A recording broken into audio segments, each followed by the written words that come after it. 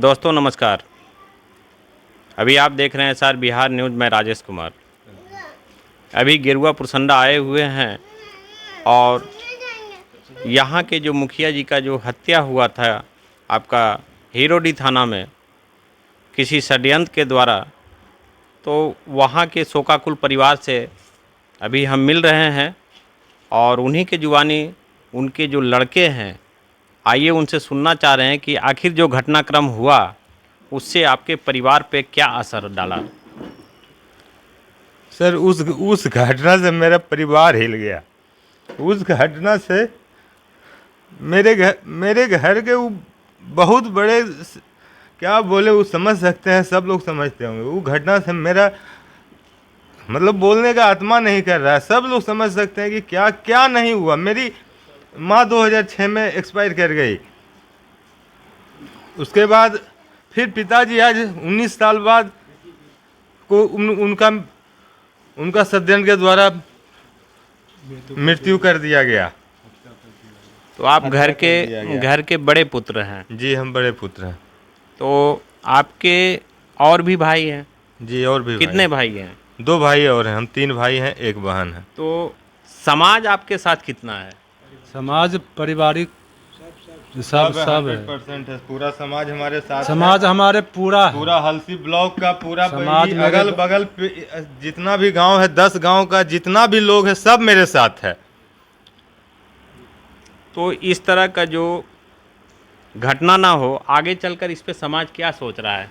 उसके समाज में भी जो है 10% उस तरह का होंगे, 2% होंगे जी। सब तो उस तरह का नहीं होंगे। नहीं, सब तो नहीं है। क्या उनके समाज से आपको सहयोग मिला है? जी, मिला है, थोड़ा बहुत मिला है। बस अब वहाँ के लोग और उस समाज के जो लोग हैं बेचारे वैसे उस लोगों से डरते हैं, बोलने से कतराते हैं। यानी दबंग परिवार है। जी जी जी।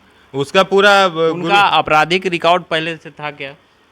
नहीं, रिकॉर्ड किसी का नहीं था। कुल ये सिर्फ राजनीतिक रंजिश के तहत कि मेरे इसके यानी मुखिया जी सुरेश कुमार वर्मा जो इनका वर्चस्व था पहले से तो था ही। इस बीच में कुछ कम हुआ, लेकिन इधर 4 साल के ऐसा इस बार भी लग रहा था कि वो चुनाव में वापस आएंगे। हाँ, इस बार भी इनको क्या पूरे समाज में, पूरे पंचायत के जितने भी थे लोग इनसे खफा थे। वो अब सबको भी लग रहा था कि नहीं, ये हमारे पुराने वाले ही लंबू जी ही ठीक थे। उनका जनता के बीच में जो व्यवहार था, इनका एक मुखिया के नाते व्यवहार था या एक जो गार्जियन होते हैं उस तरह का व्यवहार? इनका गांव में लंबू जी के भी व्यवहार था, परिवार के भी था, भाई भी थे, भतीजा भी थे, चाचा भी थे।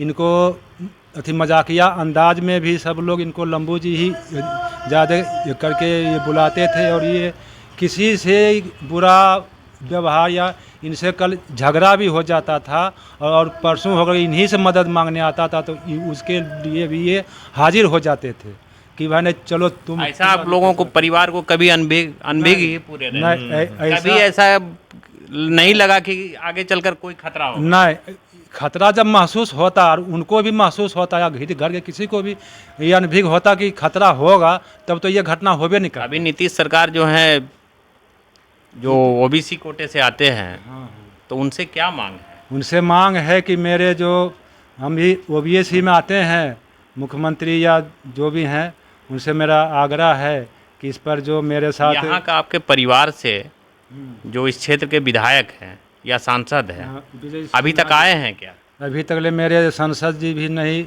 आए, न तो सिन्हा जी कोई, किसी ने तो मंत्री ने तो विधायक, अभी तक ले तो कोई नहीं ही आए हैं।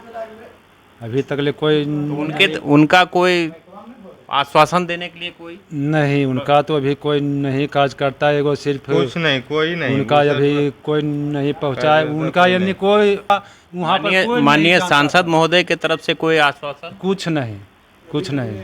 ललन सिंह का या तो विजय सिन्हा जी के देने से कोई आश्वासन कुछ नहीं मिला। अभी आपने सुना उनके पुत्र, बड़े पुत्र का और उनके भाई का, जिन्होंने बताया कि अभी तक यहाँ का ना विधायक आए हैं ना ही सांसद आए हैं। अब चुनाव भी नज़दीक आ रहा है।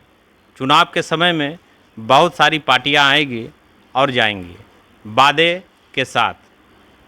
जनता का वादा तो अपने जगह रह जाता है, लेकिन जो सामाजिक का जो ताना बाना जो टूट रहा है आज के दौर में, शायद ही आज की युवा पीढ़ी इससे जानकार होगा।